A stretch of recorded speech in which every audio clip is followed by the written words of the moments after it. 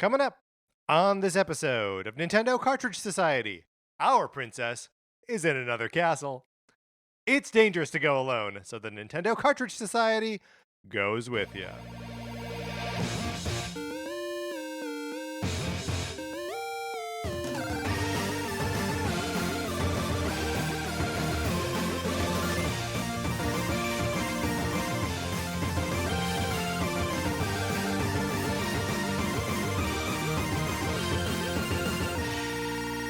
Welcome to Nintendo Cartridge Society. My name is Patrick Ellers, and I am joined, as I am always joined, by my co-host, Mark Mitchell. Mark, how's it going? It's going great. We are almost upon Halloween. Getting there. Getting there. And Getting to it. how much are you and Sarah into like haunted houses? Ooh, I'm pretty low. I at this point don't want to walk through a space where like a human is going to be in a costume jumping out at me. I did that too much in high school. Did you? In high school, we did a like haunted house every year. Oh, okay. Like your high school did. Yeah, the high school drama department, like that was our big fundraiser at the beginning of the year that would then like fund everything for the rest of the year, was this haunted house. So I spent, it was really just like one weekend every October, but like, it ate my life for that time. And so, yeah, I don't have any desire to do that or have that done to me. And then that's just like an absolute no-go for Sarah. What about you guys? Okay. Yeah, I don't care for it at all. But so in high school, I must have been like a sophomore or something, maybe a junior, because I could drive. I can't remember when that happens anymore, but 16. Yeah, I was able to drive. I have an August birthday, so I started my sophomore year as a 16-year-old. Okay, got it. Yeah, maybe I was a sophomore. It doesn't matter. It truly doesn't matter for this story. Let's nail it down. So I was in high school, and something in the community put on like a haunted house, and I knew friends that were performing in it. Yes. And so I did it, and I thought it'd be really fun. Went through it, or you participated? Sorry, I participated in it, and I participated in like one time, and I thought it'd be really fun, but it turns out I was like really, really bad at it. Oh. I'm really bad at like scaring people. Like I was Michael Myers. I was wearing like the Michael Myers mask and everything. Yeah. But I wore really thick glasses at the time. And so you could like see the reflection of like the really thick glasses underneath the Michael Myers mask. And then I remember Wait. Yeah. What? You were wearing the glasses under the mask? Was I going to wear them over it? I don't know. The fact that you were wearing them is confusing to me. Well, yeah, I couldn't see otherwise. Okay, all right. Okay, and so the local news, right, like went through the house with, it was really bright.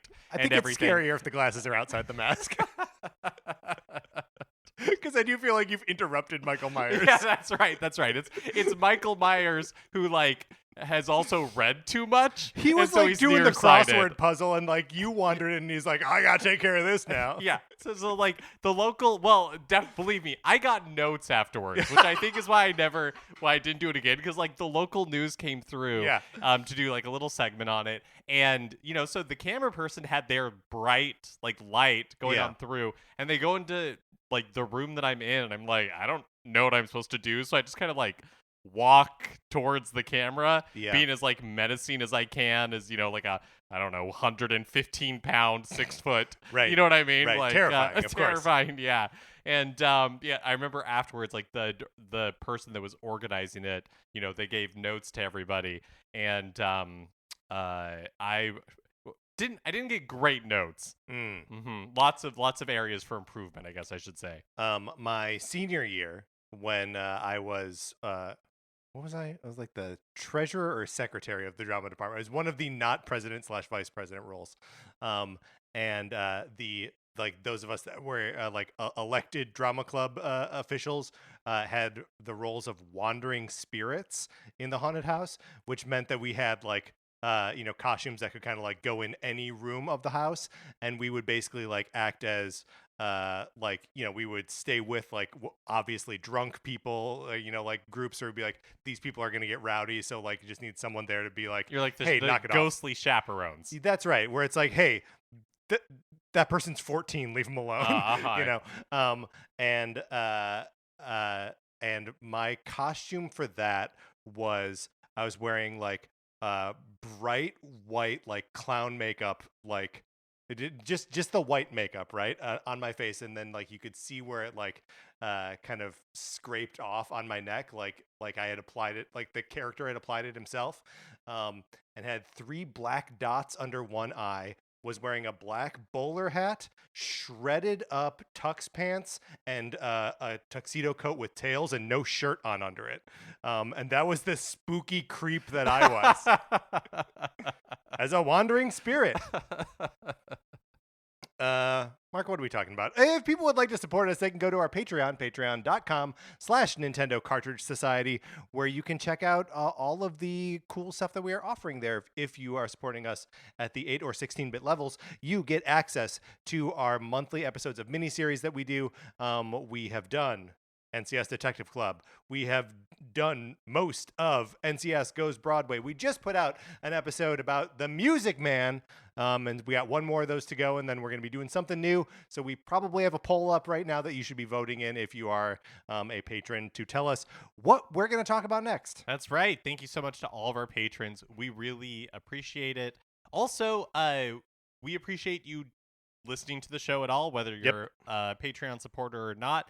And regardless of if you are a member of Patreon or not, you can join our Discord. Join the Discord. All you got to do is email us at nintendocartridgesociety@gmail.com, and we will send you a link. You click on that link. That link is an invitation to join the Discord.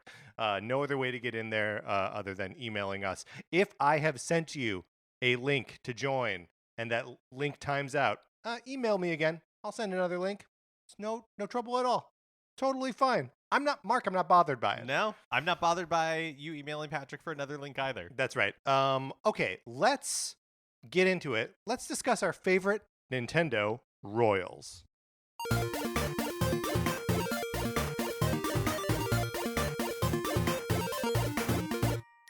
Now, Mark, as always, the question falls to why? Why are we talking about royal characters within the world of Nintendo? Well, Super Mario Wonder releases at the end of next week. So soon. And very excited for this. At the Super Mario Brothers Wonder Direct back at the beginning of September, we got our first look at Prince Florian. Yes. The royalty of the Flower Kingdom. And look, when we go to a new kingdom, we don't always get royalty, right? Like I think about in Super Mario 3D World, we went to this whole like Dreamland kingdom. They got Sprixies there. And maybe the Sprixies wear crowns. I don't think they're royal, though. Sure, they live in castles. I still don't think they're royalty. I don't think they're royal. I think it's maybe they're like elected? Yeah, that's right. Maybe they're elected. I don't think they hold positions of governmental power. You think it's just an affectation? Yeah, I think so. Yeah, I think that's probably right. Yeah. They like wearing crowns, and they got little wings and little dresses. And then their homes, it's kind of like that, like just a McMansion style in that kingdom. Yeah, that's right. But they're castles. That's right. They're all prefab houses. Yep. Sarah pointed this out to me on her last playthrough of Super Mario 3D World, that the when you get up to the tops of the castles, like the last level in each world, you can see that the bricks are the same color as the dress of the Sprixie. So, like, the green one lives in a green brick castle. Good for them, right? Yeah. So they may be McMansions, but they've customized them. Or maybe they just ordered them out of the catalog that way. Yeah. Or which do you think came first? Do you think their dresses or great like question. their castle? Maybe the castles come first, because there are 2 different blue Sprixies. Like, they're different shades of blue, but it's like, guys, you're both blue, and there's only 7 of you. So like, we could have gotten. We could have picked another color. Yeah. Could have picked another color, but we didn't. And maybe they were doing it just so they could, match their castles. Mark, here's what we're doing though. We are going to go through. We're going to talk about Nintendo Royals, just sort of in general. We've got a list of sort of like 5 table stakes Royals that were like, these shouldn't be on either of our lists, but like they also can't not be discussed when talking about Nintendo Royals. So maybe we just start with those. Yeah, and I feel like there's a couple of really obvious ones. Yeah. In fact, probably maybe all of these are, but I would say one of the most obvious is Princess Peach. Gotta be Princess Peach. Sometimes, for a while, called her Princess Toadstool. Then we learned, no, she has a name. When did she have that name? When did Peach come about? So I know Mario 64, she signs her note Peach. Right. And I feel like that was the transition point for U.S. audiences. Mm-hmm. And honestly, she actually says both, right? Princess Toadstool. Exactly. And I think Peach. that was them like crossing the streams. Sure. Where they're like, we're gonna ease people into the hot tub of calling her Princess Peach. Right. That's like how Resident Evil 7 is Resident Evil 7 Biohazard. Right. The getting it everybody back to, like, gets something. Look, we all get it, and then Biohazard 7 Resident Evil. Perfect. All right, got it. We understand. We understand how these games work now. So yeah, Princess Peach. Personality-wise, how would you describe Princess Peach? I honestly don't know that I have a good descriptor for Princess Peach. Yeah, I would say that the kind of like post-game stuff that happens in Odyssey is probably... And I never played the DS Princess Peach game, and so maybe she has more... Super Princess Peach? Super Princess Peach, yeah. Maybe she has a little bit more... I don't want to say personality, because it's not that Peach doesn't have personality. And in games like Paper Mario, right? You know, she, especially the first one, which features like moments where you're playing as her, and while she's like trapped in Bowser's castle, but she's, you know, like not helpless or anything like that. And not just not helpless, but like even while she's being held prisoner in her own castle, she's like routinely sneaking out into the secret passage. Yeah, She is throwing herself into danger. So like there is an independent streak there. There is a she's going to like seek out the sort of danger, kind of live on the edge, but is like still a proper princess. Yeah, I feel like overall her thing is being like warm and kind. Sure, okay. Man, I love it when she goes on vacation by herself. That's fun. In Odyssey. At the end of Odyssey. Mm-hmm. We still have to go through and rank her outfits at some point. That'd be really fun. We ranked Mario's. We should do hers. We should. And so, okay, then the next most obvious princess has got to be Daisy then. Right. Of the Princess of Sarasaland from Super Mario Land on the Game Boy. But I feel like that detail is like kind of a footnote in like Daisy lore at this point, right? Like, yeah, we don't go back to Sarasaland kind of ever.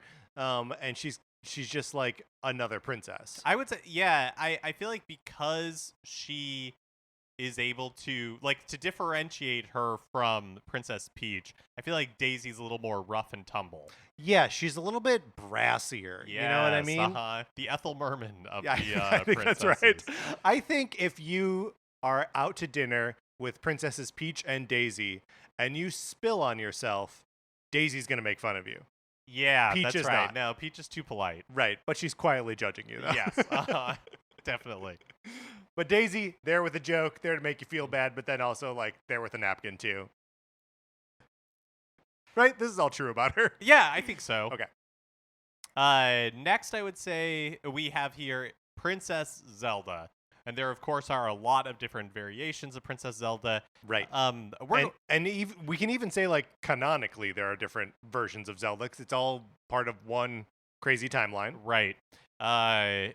So we're going with the Princess Zelda from Ocarina of Time. Yes. Which is, I mean, I would say is, like, up there with, like, the Breath of the Wild Zelda as, like, the two most, like, fleshed out characters. I always love in Ocarina that, like, you meet her and she's already, like, spying on Ganondorf, right? Like, she has a plan and, like, she's a princess, but she's also a child, right? So she has, like, limited levers of power that she can pull, and she's like, all right, here's what we're gonna do. And it's, like, immediately like, you, boy, I trust you, let's do this. And, like, so all that in, like, the early game, right? And then she goes through this incredible transformation where spoilers for Ocarina of Time, I guess, that she takes on this chic persona as the world basically ends, right? Like in the 7 years that Link is asleep or, trapped in the Temple of Time, so much goes wrong. And instead of like squirreling away or being trapped in a different dimension like Link is, she's out there like being awesome. Yeah, being like a stealth ninja awesome person. Yes. So what a cool she's just I love the Ocarina of Time version of Zelda. Yeah, it's very good. And I agree with you. I think Breath of the Wild is a great one. I just want to shout out Skyward Sword that Zelda in the past couple of years has their relationship between, I'm doing a little like raise the roof. Yeah, you are raising the roof, and you won't stop doing it. Yeah. Can't stop. It's still going. But the relationship between Zelda and Link in that game, I think, is also something special. It's been a little bit since I played Skyward Sword. Is she a princess in that game? Kind of. Is there it's like royalty? Her dad is like the leader of He's like Skyloft. the head of the school? I think he's like the grand poobah of... Okay, all right. I can't remember if she's exactly royalty or not, though. She might not be. I mean, this is why I ask, is that like there's not even really a kingdom. There's just like an island floating in the sky. Right. Yeah. Unknowable questions. Okay, great. So after Zelda, we think here's another like, obviously, if we're going to talk about kings and queens in the world of Nintendo, we got to shout out Bowser, King of the Koopas. That's right. Another one that we eventually transitioned from. From King Koopa to Bowser. Yep. That is interesting. Why we're just like none of the words right? I guess it's because we're translating from Japan. But like, who is making these decisions? Being like, I don't. American audiences, they're not going to get Peach. Yeah, I don't know.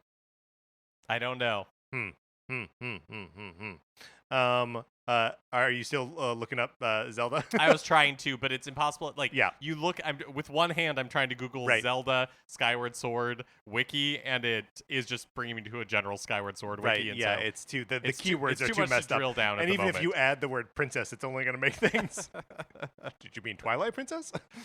But yeah, Bowser, an angry dude, seemingly ambitious, but like his ambition is weirdly aimed. Here's a question that I don't think has ever been explored. Great. Is Bowser from or maybe it has been, I just don't know the answer. Is Bowser from a competing kingdom? Does he have his own kingdom? I guess that's the even though the Super Mario Brothers movie is not canonical to the games, whatever that means. I can't believe I uttered that sentence. Yeah, I gotta go. in the movie, it's his is a different kingdom. Like the Mushroom Kingdom is a separate. It seems like he's an invading force, but we've never really been to Bowser's kingdom, have we? Or like in World 8 in Mario. This is what I was Brothers thinking. 3, is that like Bowser's kingdom? Is that where he lives? And if that's the case, no wonder he wants to take over the Mushroom Kingdom. That place is full of like volcanoes and stuff. He's got to get out of there. Hands that are like grabbing you. It's a nightmare in there. But like it's also like interesting to consider that. I guess he is an invading force. But he always like colonizes the worst part of wherever he invades, right? Like he goes to Dinosaur Island in Super Mario World, and he's like, this like craggy place where there's always a thunderstorm. I'll live there. Why is he doing this to himself? Yeah, I don't know. So maybe he's just a glutton for punishment. Maybe he is. Maybe that's just his thing. Okay, so that's Bowser. And then we wanted to have an even 5 here. So the fifth, and look, I'm not happy about this. I'm not happy about this, but we got to bring him up because he's a king. Excuse me, a king. I'm referring, of course, to King K. Rool from the Donkey Kong Country games. Occasionally, look, he's a pirate captain. Yep. And other times he's a mad scientist. But we are introduced to him as King K. Rool. That's right. And actually, is the like mad scientist. I think that's a Baron. I wonder if they're like related by blood, but I don't know if they're the same person. Or the same rule. Yeah, yes, that's right. The same like, but there's still, no matter what, it's like a ruler of the Kremlin. Yeah. But but I think King K. Rool, he's our base guy, right? For sure. Hard to say what motivates him because he steals Donkey Kong's bananas. To what end? Yeah. Maybe it's like a personal vendetta thing. Like maybe when we get the Donkey Kong movie, this is going to be ripe for exploration. Do you think? And we're gonna find out they went to middle school together. Oh, and it's just like a personal grudge. Right. One of them pushed the other. Because Donkey Kong, definitely a bully. Definitely a bully. Yeah, I do. Yes, 100%. Donkey Kong was a bully in school. He shoved bananas into K. Rool's face. Yeah. Oh, that's it. That's probably it right there. Right, and he's like, "Oh, you want to give me your bananas? I'll take all your bananas. You'll never see another banana again." And really, in that way, like it's kind of a tragedy because Donkey Kong bullying King K. Rool. Yeah, bullying. Yeah. Yeah. I thought you said bowling, and I was like, Donkey Kong bowling. Let's get that on the books. That's a good idea. New episode. Let's pitch Donkey Kong bowling. But and rolling little coconuts down the lane. But yeah, I mean, maybe like King K. Rool is misunderstood because Donkey Kong and maybe not misunderstood because there's no excuse for bad behavior. There's no excuse for becoming a villain and like taking over an island and stealing everybody's bananas. I'm not making excuses. Right, but you think he's a tragic figure. He's like Lear, right? Yes. That's exactly what I'm saying.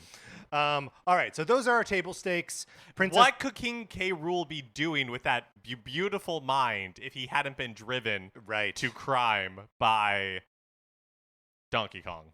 Yeah, well, I mean, what indeed? We know that if not him, but possibly him, but maybe a relative, was smart enough to be a mad scientist. Right. Could have really done something, right? Could have invented like an app. Could have improved Cruel Kind.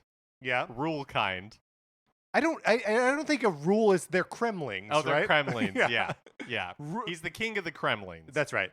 So it could have improved the lot of the Kremlings. Yeah. Yeah, man. What a wasted potential for sure. A waste of a mind, waste of talent. Okay, those are our 5. Peach, Daisy, Zelda, Bowser, King K. Rool. Now we're going to each bring 5 of our favorites. 5 royals that we want to talk about. Yep. That we think are interesting to explore. And then, Mark, we got a little twist after this. Should I lay out the twist now or wait until we've laid out our royals? Let's lay out our royals. Let's set the table. All right. But just so everyone knows, there's a twist coming. There's more. Okay, so my first royal. And look, anytime we're doing a list of characters, it is possible or likely that I will be adding this character to our list. Super Mario RPG, the remake, is coming out in about a month. I'm referring, of course, to Mallow, yes. Prince Mallow of the Nimbus. He was raised by Frog Fuchsius. It believed he was a tadpole. Didn't understand why he hadn't turned into a frog. Also didn't understand why he had magical powers related to the weather. And then, goes with Mario, and Frog Fuchsius is like, hey, by the way, you aren't a frog. So I hate to be the one to break it to you, buddy. You're not a frog. Mallow's like, great, I'll go with Mario. Maybe I'll find my own people. Mario and Mallow and friends wind up in the Nimbus Kingdom, a land above the clouds, seemingly ruled by cloud people. And Mallow eventually reunites with the king and queen of Nimbus Land. He is a sweet, caring, adventurous little dude. He is a real sweetie. He's a real sweetie. He's real cute. He's got magic powers. And, no matter what, he's always going to, in the back of his head, think he's a frog. So, I don't know. If any other king or queen or royal of any kind, that won't be true of them. It will be true of my first pick. What? Which thinks he's a frog, knows he's a frog. I'm talking, of course, about Wart. From yes. Super Mario Brothers 2. Yep. The King of Dreamland, I think, is what his deal is. Yeah, that feels right, and not in the same. It's not the same Dreamland as the Sprixies in Super Mario 3D World, right? No, it's not. No, he doesn't live in a color-coordinated castle, but he does wear a crown. So whether he's self-appointed or elected, or maybe there's a long, proud line of warts that, and so he's like the what is the word I'm looking for? He's like the scion of the Wart dynasty. I mean, that's good. What I was actually going to say is he was the product of a long line of inbreeding. Oh, I see. Brought us to where we are today. Mark, I've got a question for you. Yeah, please. Wart. Yeah. He doesn't. Is it possible he's related to the Battletoads? Their names are Rash, Zitz, and Pimple. His name falls in line with the naming convention of the Battletoads. Well, talking about villain backstories, maybe that's the thing that set him off. Is Sure. that he was like the Shemp of the Three Stooges, you know? Or like the Curly Joe, kind of like the forgotten stooge. You don't see very many Three Stooges t-shirts or hats that have Shemp on them. Right. But he was a stooge. Yeah. Maybe Wart was a Battletoad. And... Or they never let him be a Battletoad, right? Oh, that, yeah, like, of course. They're He's all like Rudolph the Red-Nosed Reindeer of the Battletoads. I mean, they're out there punching and kicking. Their fists are turning into anvils and stuff. And he's like, I can shoot bubbles out of my mouth. Yep. And they're like, Wart, get out of here. To be turned away from the Battletoads. No. And he's like, come on, guys, please let me join. And they go, in your dreams. And he goes, interesting. Goes to conquer Dreamland. It just makes sense. Yep. It just adds up. So yeah, King Wart. Yep. And I like he's a little bit of a pet project for this podcast, I would say. Yeah, we've gotten two pet projects out of the way. Our first two picks. Of course, our next pick will be King Rusty's Real Deal Baseball. All right, you joke, but for my second pick, I'm going to move my second pick down, so I'm not doing two hobby horses in a row. For my second pick, I am going with, from Kirby's Epic Yarn, Prince Fluff. Prince Fluff, he's a little dude made of yarn. He looks almost exactly like Kirby, except he's blue, and he wears a little crown, and he's got, like, Peter Gallagher eyebrows. Here's what I like about Prince Fluff. He does everything Kirby can do. He's the second player if you're playing Kirby's Epic Yarn, right? So there are two characters that can play simultaneously. Prince Fluff would be the second one. Originally, Goodfeel was working on a game on their own, with this yarn aesthetic, and Prince Fluff was their protagonist. They were showing it to Nintendo. Nintendo was like, Prince Fluff sort of looks like Kirby. Let's make this a Kirby game. And they were like, okay, all right. And then we're just like, but Prince Fluff still gets to like be here as like the player. He's the Luigi in this game, right? And I just really like the idea that he's so easily like supplanted that like, no, like here, look, we know you got your own thing, but like here's Kirby. He's gonna do your thing exactly. He's a capable warrior. He can fight for his own kingdom. He remains made of yarn at the end of the game, where Kirby goes back to being like Kirby. Yeah, Prince Fluff, a noble warrior prince who just it gets taken over by Kirby. Basically. Yeah, that's really funny. My next pick is going to be King DDD. From the Kirby series. Two Kirby picks in a row. All right, yeah, here we go. And talk about a character with confusing motivations. Sometimes he's a friend. Sometimes but I feel like that's like... Is he also a king of Dreamland? How many Dreamlands we got here, Mark? I think he is... So he appears in Kirby's Dreamland. Oh, no, you're right. He's the self-proclaimed king of Dreamland. Oh, self-proclaimed. Well, what is that? Okay, there is a name for it, and it's something... It's like...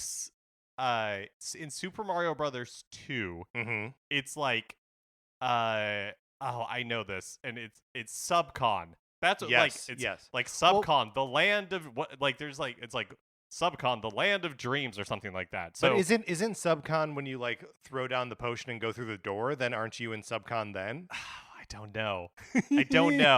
So here's what we'll do. Wart is the land of dreams. Okay. King DDD is the king of Dreamland, although he is self-proclaimed, right? Like, yes, self-proclaimed. Kirby doesn't serve him even when they're friends. He seems to perform no administrative duties at all, right? But yeah, he's another conquering force, I guess, in some games, but also sometimes he's friend, sometimes he's foe. Right. It's like Waddle Dee's in that way. I mean, you know what? I feel like King Dedede is just in it for like the hedonism that comes with being a king. All he really wants to do is have like a pile of food next to him that he can just like inhale at any point. Yeah. You know, I don't think he's really interested in like power or like forming alliances or anything like that. He just wants the hedonism. Yeah, I think that's right. All right, very good. Mark, for my next pick, my third pick, here I'm returning to a hobby horse. Star Tropics. Princess Micah of the Argonians. She is an alien princess. Who, by the way, I'm just on the Nintendo fandom wiki right now, and I'm a little wigged out by the description here. It says Micah is a character from the Star Tropics series. She is the very beautiful 15-year-old princess of the destroyed Argonia, and is one of the few that survived. The editorializing on very beautiful 15-year-old princess. I just don't know why these details are included. Well, it must, of course, factor into the game, right? Her beauty. No, I mean, probably just that Mike's like, whoa, cool. And maybe it's just that she is the same age as Mike. Here's the thing: she plays a very tiny role in the original Star Tropics. Just at the very end, once you have like reunited the little crystals or whatever, that she's like, "Hey, thanks, you saved us." But she is sort of Mike Jones's constant companion throughout Zoda's Revenge, Star Tropics 2, because she is guiding Mike through his time traveling adventures. She uses telepathy to like I said, just like guide him. He finds himself in the Ice Age, and she's like, "Here, I'm going to help you navigate around all these different points in history." Also in Sherlock Holmes, which is not a part of history, but like is fiction. But you know, whatever. The Star Tropics 2 is an imperfect game. But yeah, she's here's something she does do. She makes fun of Mike like throughout that game, like while helping him on his journey, like just living in his head telepathically, ragging on the dude. So I don't know, that's her whole vibe, I guess. Princess Micah. Mm-hmm. Very good. My third pick, and I don't know how we want to handle this one, but they're memorable royalty to me. Okay. And it's all of the kings in Super Mario Brothers 3. Right. So at the end of each world, there you go to like a castle, and a king in that castle has been transformed, and so you have to find the magic wand to change him back. Exactly. You have to go to the airship, defeat the Koopa Kid, and you get the wand. It changes him back. He's so grateful. He transforms. As a kid, I don't know. I thought it was always fun to go to each world, see what they transformed into. And then when they transform back, that all their designs are different. There is one of them that does just look like Mario wearing a crown. Yeah, there is. Do you want to pick one, or do you want to just like put them all in there as like hapless transformed kings from Mario 3? Let's do. I'm looking it up right now, and it's the Waterland King is the one who looks like Mario. They're all pretty good. I think we just put them all together. Sure. So we think these are just like classic kings, right? Like these probably are heads of state in some capacity. I think they are for sure. Their footmen appear to be toads. Mm-hmm. Or their trusted advisors. I guess they could be being advised by toads. Yeah, it's kind of just like whoever's left in the castle. It's like everyone else ran away and one toad stuck around. The bravest toad. Every kingdom has one brave toad. It's not. This is his story. It's not the same toad in each castle. No, I don't think so. No. Okay, all right. I mean, that'd be nuts.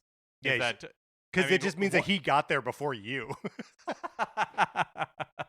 This toad is a better adventurer than Mario. Hero, that's right. Yeah. All right. Yeah. Good. I like that. The various kings from Super Mario Brothers 3. All right, Mark. I'm going to go a little bit off the Nintendo path a little bit here to talk about a game that I originally played on the Super NES that I recently replayed on Switch. Final Fantasy IV. There is there's a lot of royalty in the Final Fantasy games, and for a second I was overwhelmed thinking like, oh, I could pick anyone from Final Fantasy. But I want to go specifically with Edward from Final Fantasy IV. He's a prince, but like his whole deal is that he's like a bard, right? That he is not interested in matters of state, does not want to take over as like the next king of Damcyan, and instead just wants to like play his harp and chill out and be cool. But of course, all of this like kind of falls apart. Not kind of, it like totally falls apart when the castle is bombed by the King of Baron, and his girlfriend is killed in the bombing. And he's like, okay, I gotta like straighten up here. Like I've been kind of messing around a little bit, throwing my life away, and then he commits his like musical magical powers, because it's a video game, to helping to fight the evil empire. Yeah, it's like the most heavy of the characters on them. Like the one, do you know what I mean? Like not in a bad way, but in the sense that actually acts like you would imagine a king to act. Yes, or that you would want a prince. Yeah, to you would want a prince to act. Do you know what I mean? Like none of these other characters really have any of that emotional heft. A lot of them just seem to be like assumed titles, and they don't actually have the burden of being the head of state. You know what Yeah, or even of being like a figurehead for their kingdom, right? Yeah. And that's largely the role that Edward like slots into, which like at a time of war is like that really what you need. Like he's still gonna like defer to generals and whatever, because he's like, I don't have a brain for combat tactics, whatever, but I will play a pretty song on my harp, which might turn some of the bad guys into pigs. I don't know. My next pick is one that, again, kind of going back to nebulous territory on what exactly they are royalty of, but it's Princess Rosalina from the Super Mario Galaxy games. The one thing I'm not sure on Rosalina's backstory was she a princess as a child?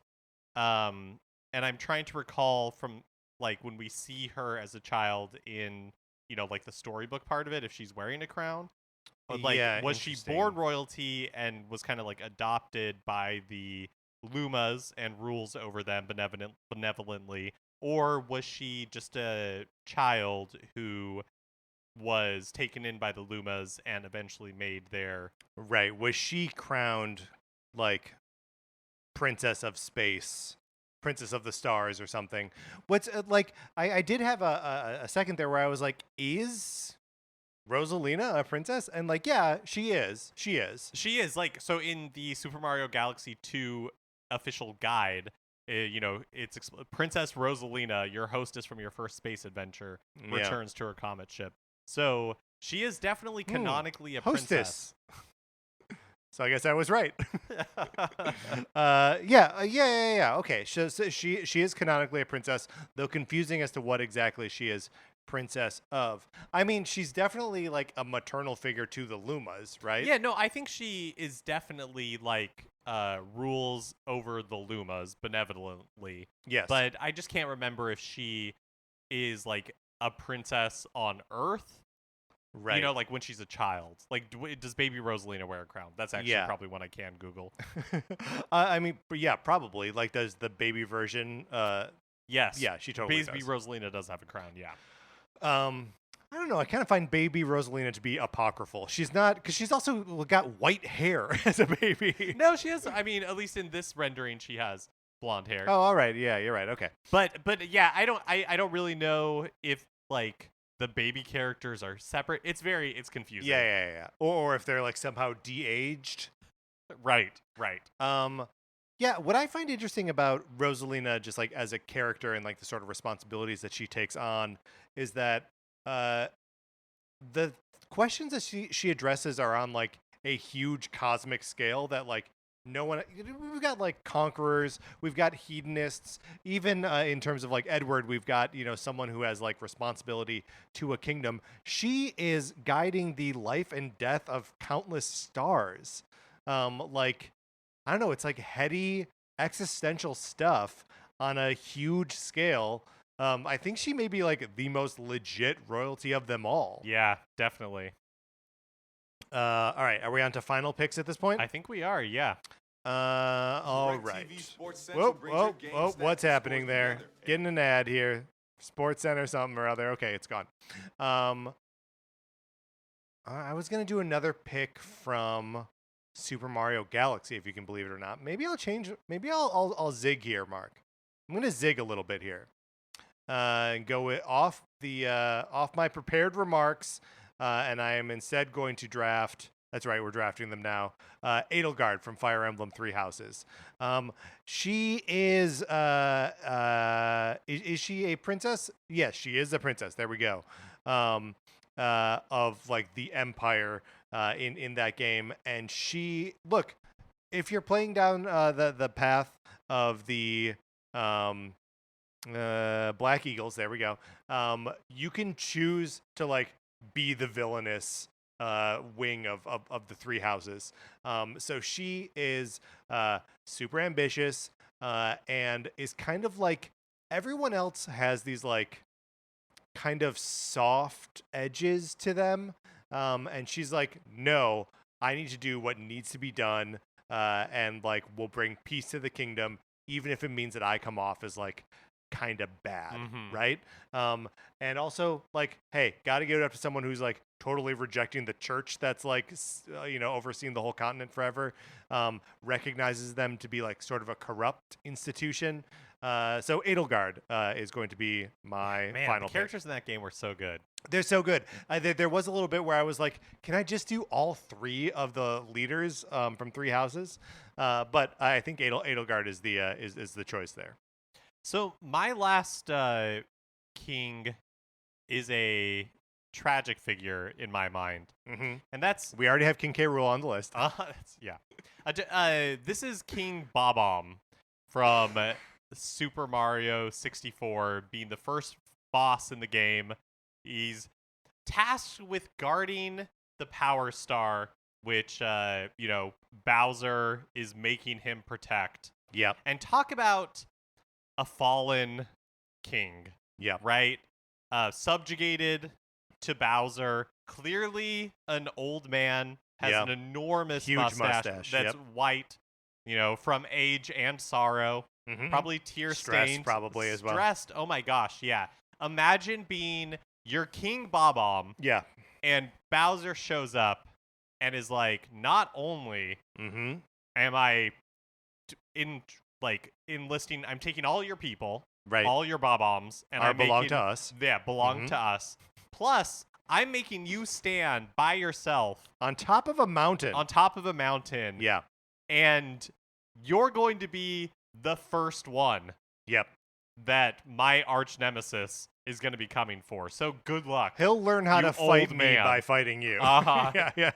Yeah, it really is like a little bit of a and I wonder if like the Bob-omb battlefield had already, if it was just a regular field, and then Bowser was like, no, I'm giving you this Bob-omb battlefield, a little bit of a gold watch retirement scenario, right? Right. Forcing him out to just retire on this hill and be killed by Mario. And so do you think that Bowser maybe like didn't tell him? He's like, you're right. And this actually makes it sadder. Yeah. I think you're right. That Bowser takes over the Bob-omb kingdom. There's King Bob-omb, and Bowser is like, you know what? I am going to show you mercy. I'm going to give you this field, and it will be entirely yours. I'm even going to give you this Power Star. Wow. And, you'll want to protect this with your life. Thinking, like you're saying, like the gold watch for retirement, setting the King Bob-omb up to think that he's just going to be enjoying retirement in this beautiful field. Right. Yes. And he's going to have this gorgeous view where every day he's going to see the sunrise and sunset, in an unobstructed, maybe some Nintendo 64 fog, maybe.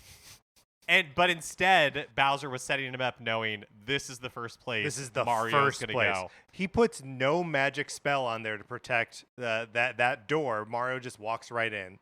Yeah, that's right. And jumps right into that painting. Man, that is sad. And that's the tragedy of King Babam. Maybe that's more likelier. All right, okay. So we've got 15 royals at this point.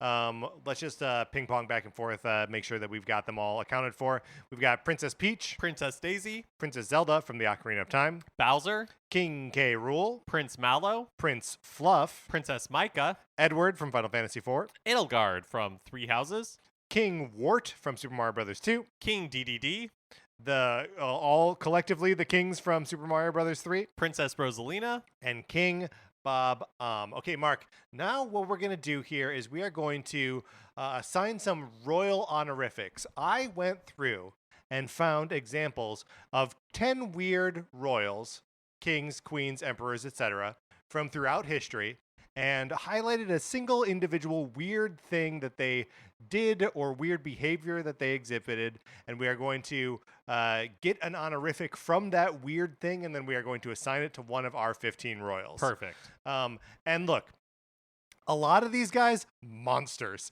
did terrible things like drowning their harems or masturbate too much. And so they're just a lot of weirdos in here. And I tried to not get the like grossly sexual or overtly violent ones, but a couple snuck in. But it's mostly, look, it's mostly weird and fun. And even if these guys did do other terrible things in their lives, we're just going to focus on That's these. right. That's right. There's a lot of darkness if you start digging into the kings and queens in history. All right. So first up is Tsar Peter III of Russia, who was sort of famously like a boy stuck in a man's body, was obsessed with his toys, with his dolls and like toy soldiers and stuff. And he held a full military parade for one of his dolls that it's a rat tore its head off. And so he had this like military funereal parade. He's rumored to have never consummated his marriage. Okay, so the Tsar Peter III Award for just playing with their toys all the time and possibly holding a parade for one of their murdered dolls. Who should that go to?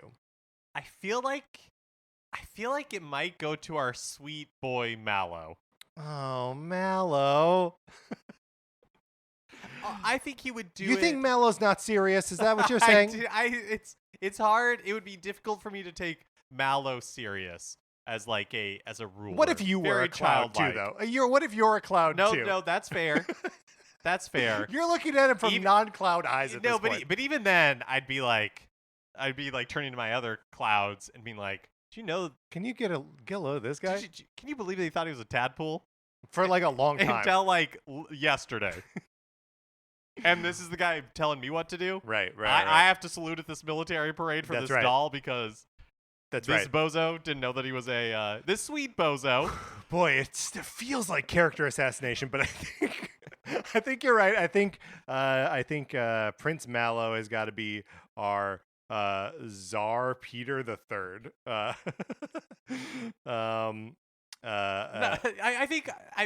haven't seen which historical figures you have found for this. That's right. But I'm guessing very few of the comparisons are going to be flattering. Yeah. Yeah, that's right.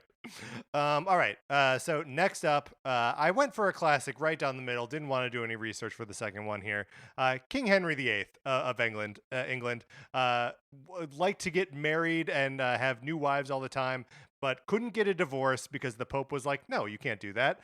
So he wanted a divorce so bad that he got in an argument with the Pope and started the English Reformation, effectively breaking the Church of England away from the Catholic Church. So who among our princes, princesses, kings, and queens would want to get a divorce so bad that they start their own religion, effectively? So it's not Bowser because Bowser only has eyes for one princess. That's right. Princess Peach. For me, I would say it's between King K. Rool. Yeah, that feels right. And yeah, I think maybe it's just King K. Rool. Well, so what's interesting is like there's not too much romance in any of these and any of our royals. So maybe we need to broaden out the idea to like so like single-minded in their pursuit of something that they would go so far as to create their own religion. And so I think in that way, King K. Rool makes sense. I also sort of think Zelda makes sense. Like, I could, you know what I mean? Totally see that. Yeah, Link is trapped in this time warp, right? For 7 years, and she's like, "Look, Raru's not getting it done. I'm gonna be excommunicated from Raru, the Pope Raru, and start my own religion of being Sheik." Yeah, because somebody's got to get to work. That's right. Yeah, so maybe it is Princess Zelda. Great. So Princess Zelda is going to get our Henry VIII award. So I'm going to add that here. Henry VIII. Okay, great. Next up, this is Nero, Emperor of Rome. Oh, very good. From the years 37 to 68, lived a short life. A famous hedonist, did a lot of terrible things, including having his mother killed. Possibly set Rome on fire. Rome was definitely burning, and he just watched it, played his lyre, which is where we get the phrase fiddled while Rome burned. It wasn't a fiddle, it was a similar instrument. But even still, who among our royals would fiddle while their kingdom burns? A true hedonist. Yes. I mean, I did throw a hedonist label at King DDD earlier. I do feel like Dreamland can be on fire and he'd be like, nah. Yeah, I do think so. And but I feel like, yeah, for some reason, coming to DDD's defense here. Coming to DDD's defense, I think maybe it's because he's turned into more of like an anti-hero. Sure. In the later games, occasionally teaming up with, I feel like, okay, this is a crazy thing to say. Yeah. Say it. But I feel like King DDD cares. I think if Planet Popstar was on fire, King DDD would do that like bug eye thing that he sometimes does. Right. And he would rally his Waddle Dees. Yeah. The little like things that look like gumdrops that spin around. Sure. He'd pick up an umbrella. Let's see. It's definitely not Edelgard because she cares too much. Same reason with like Edward. There's no way that they would let that happen. Actually, I mean, by process of elimination, it might end up being King DDD. I think the other could also be Princess Micah though, because her world was destroyed. We don't have any evidence of what she was up to while her world was destroyed. But while her friend Mike Jones is on a time-traveling quest, she's making fun of him. She doesn't have a lot. She doesn't have a lot of characterization going. Well, yeah, she doesn't. And I was gonna say she doesn't have like a lot going for her. Yeah. So yeah, I could see it happening. I think she might be the Nero. Who were you about to suggest? Did you say King Babam? No. Okay. No. I would never. That man has gone through enough. Okay, look, we got to start talking about your picks at some point. Okay, they're not all saints. I just love each and every one of them. All right, so Princess Micah gets the Nero Award. Next up is Princess Alexandra of Bavaria, lived from 1826 to 1875. At the age of 23, she somehow convinced herself that she had, as a child, swallowed a glass grand piano, and that any sudden movement would shatter the piano inside her. This is a delusion that she lived with for, I don't know, 30 years. Now, this one, I think is King Wart. And the reason I think it's King Wart is because when you meet King Wart, he's on his little platform, and he just shuffles back and forth. Mm-hmm. He can't move that much. And the reason he can't move that much is obviously because he thinks that he swallowed a glass grand piano. And if he does move too much, it's going to shatter inside of him. And of course, that's part of what made him ineligible to be a Battletoad. Can't go into battle with a glass piano inside you. Nope. It's why his like attack has to be bubbles too, because they're like light. Right. They're not going to disrupt anything. That's right. This like glass delusion is like a relatively common thing in royals, where they're like, no, part of me is glass. I can't do anything or I'll break. All that inbreeding. It's true. Mark, you're not wrong. All right, so that's the Princess Alexandra of Bavaria award goes to Wart. All right, next up we've got Joanna, Queen of Castile and Aragon in Spain. from 1479 to 1555. Lived a nice long life.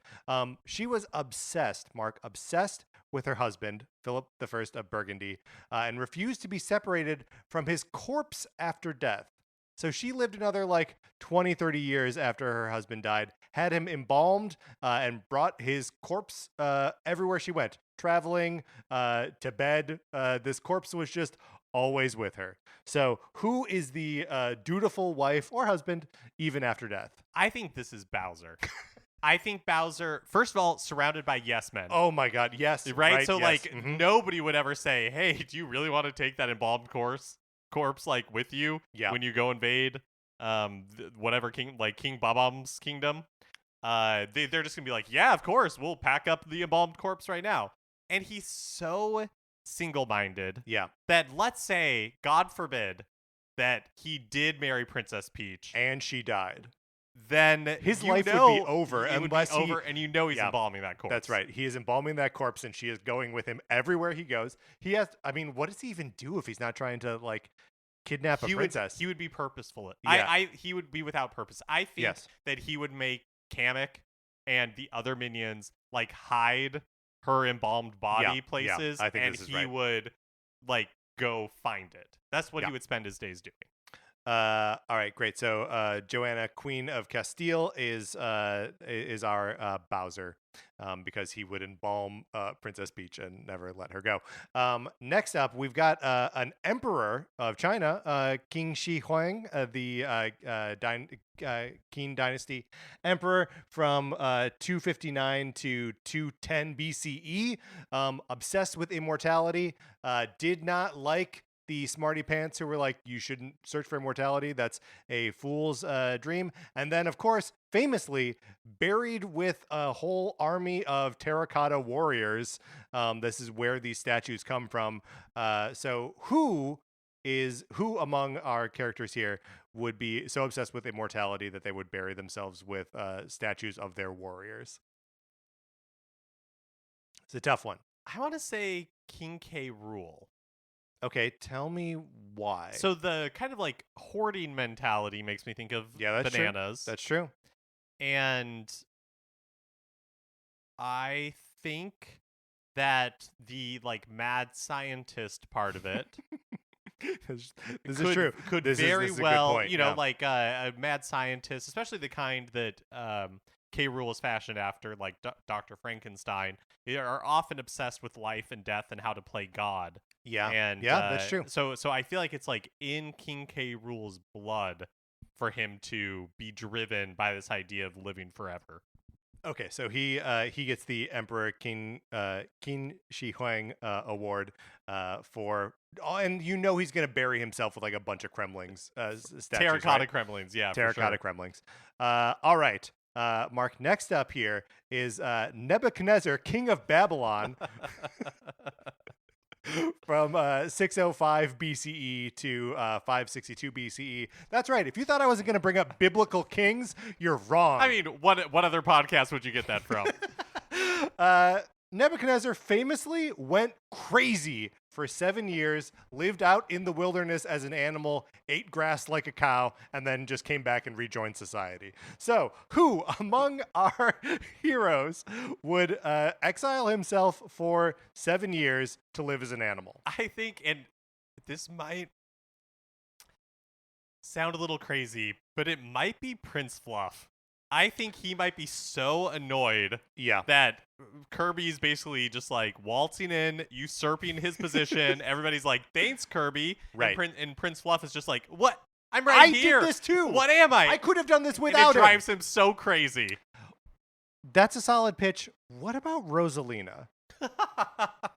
She the whole thing is about exile, right? Right. Yeah, I mean that's true. She's living 7 years as a star in outer space.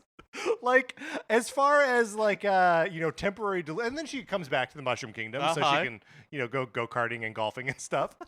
But for a while she lives out amongst the stars. No, you're right. I think Rosalina's calm exterior obviously hides torrent inside. Yeah. And at this point, I'm going to be copying and pasting the name Nebuchadnezzar because I will never learn how to spell this.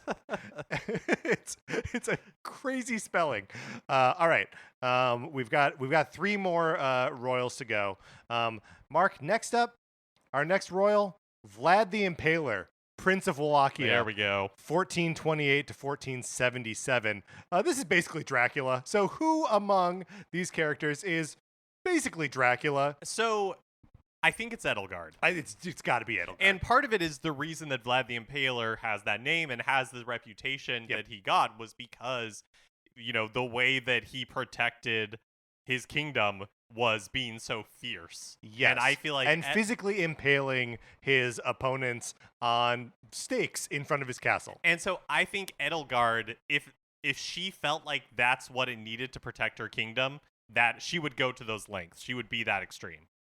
Yeah, I think that's right. And I also just have kind of a hard time picturing anyone else on this list.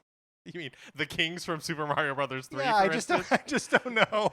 I just don't know. I mean, kind of have a hard time just picturing them doing anything, right? Except jumping for joy.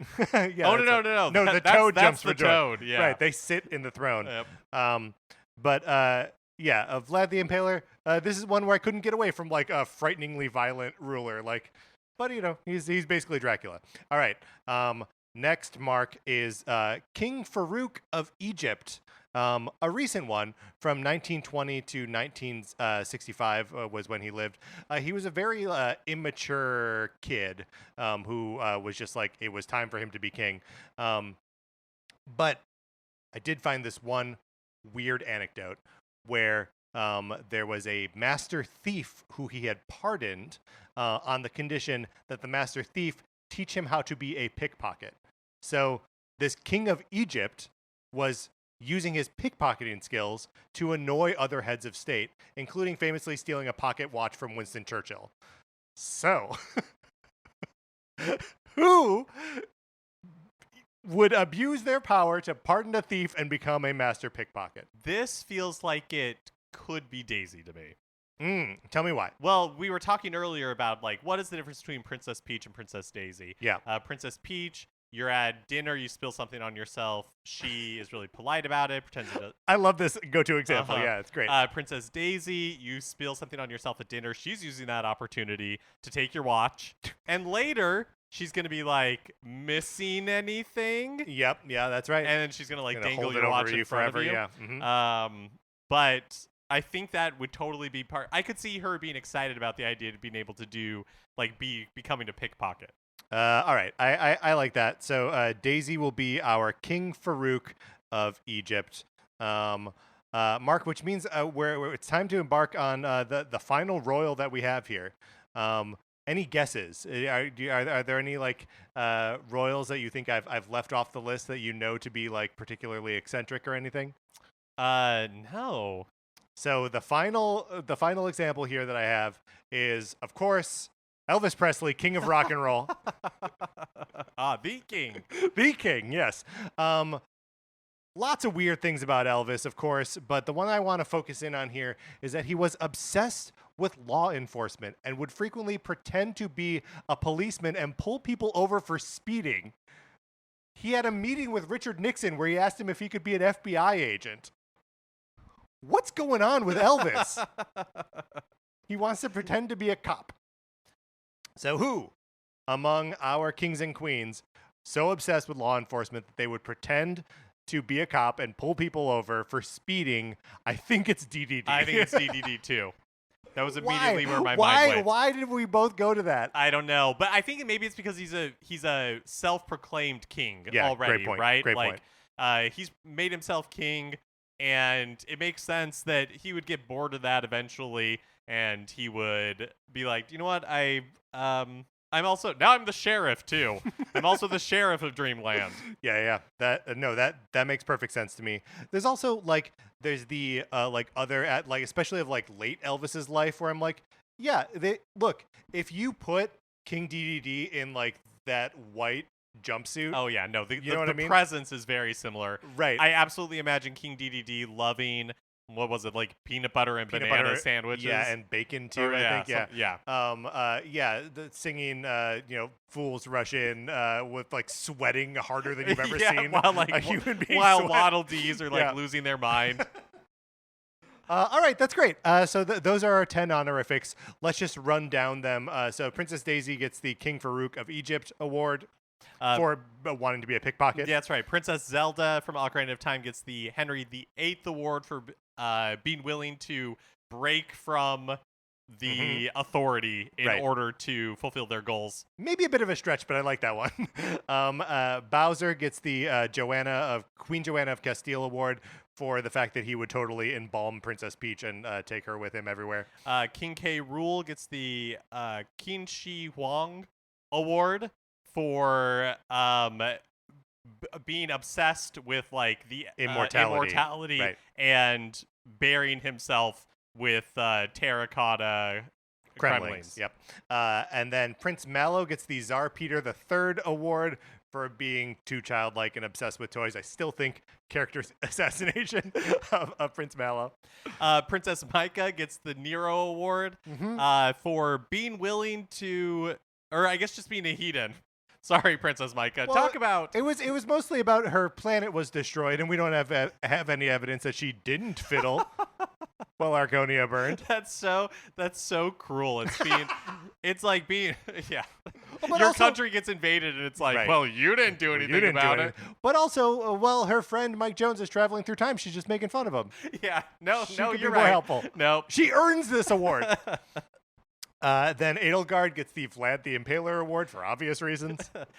King Wart gets the Princess Alexandra award. I can't remember which this is was. The gold. This is the glass piano. Yes, of course. That's why he does his little shuffle up on the platform. Can't go any further. And why he never became a Battletoad. King DDD gets the Elvis Presley award, again for obvious reasons, but mostly because he would totally pretend to be a cop. And Princess Rosalina gets the Nebuchadnezzar award. Because she spent so much time in exile. That's right. Out she among was the a star, yeah, which is right. Yep. She was a star, pretending to be a star, being a star, and then coming back and just pretending like nothing happened. Right. Just totally normal guys. I was just a star for 7 years. All right, Mark. Let's close this conversation out.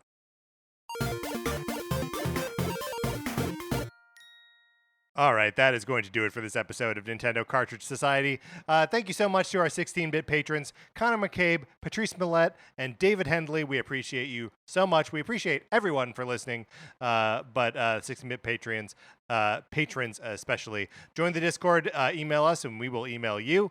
Anthony DeLuca made our logo. Our theme music is provided by 8-Bit Betty. You can get more of his music by going to 8bitbetty.com or by listening right now.